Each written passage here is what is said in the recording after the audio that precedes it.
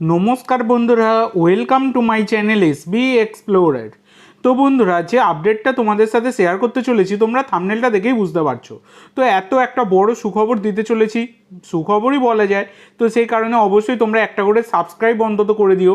তো যে আপডেটটা দেবো এই ভিডিওতে সেটা হচ্ছে, তোমাদেরকে আজকে সকালের ভিডিওতেই জানিয়েছি যে এআইএফএফ তারা চাইছে যাতে আইএসএলের মধ্যে ওসিআই প্লেয়ার নিয়োগ করা যায়। মানে ওসিআই প্লেয়ার একটা করে বাধ্যতামূলক কিন্তু করা হচ্ছে, এই রকমের রুল তারা একটা চালু করতে চাইছে। শুধু আইএসএল নয়, আই লিগও তাই কিন্তু করতে চাইছে। তো এখানে 3জন বিদেশি, অন্য কোনো দেশের বিদেশি থাকছে, মানে ফার্স্ট 11-এ আর কি, আর একজন ওসিআই প্লেয়ার কিন্তু থাকবে। তো এখনও এই রুলটা পুরোপুরি কনফার্ম হয়ে যায়নি, তাহলেও কনফার্ম হওয়ার দিকেই কিন্তু এগিয়ে গেছে।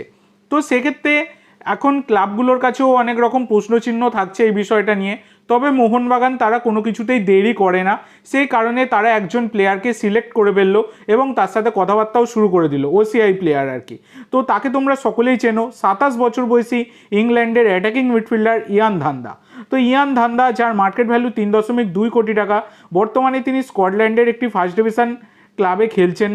তো এই ইয়ান ধান্দা, তাকে কিন্তু মানে তার সাথে যোগাযোগ করেছে মোহনবাগান এবং অলরেডি কথাবার্তা কিন্তু শুরু করে দিয়েছে, যেমনটা ম্যারিনার্স অ্যারিনা তারা জানিয়েছে।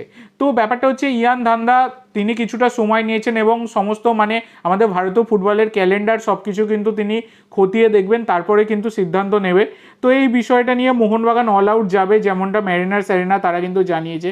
তো এবার দেখার বিষয় এটাই যে ইয়ান ধান্দা, তাকে কি আমরা সবুজ মেরুন জার্সিতে দেখতে পারি, এটা এখন দেখার বিষয়। তো ইয়ান ধান্দাকে নিয়ে আমরা প্রত্যেকবারেই আলোচনা করি, যদিও পিআই ও ওসিআই প্লেয়ার কোটা হিসাবে মোহনবাগানের জার্সি গায়ে খেলতে দেখতে পাবো এইভাবে কিন্তু আমরা কখনোই আলোচনা করিনি। তবে এবারে খবরটা বেরিয়ে এলো এবং খুবই গুরুত্বপূর্ণ খবর, যেই কারণে আমি তোমাদের সাথে শেয়ার করে দিলাম। তো আজকের জন্য এইটুকু বন্ধুরা, ভিডিওটি ভালো লাগলে অবশ্যই লাইক করো, শেয়ার করো।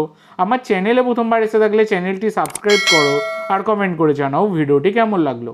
ধন্যবাদ।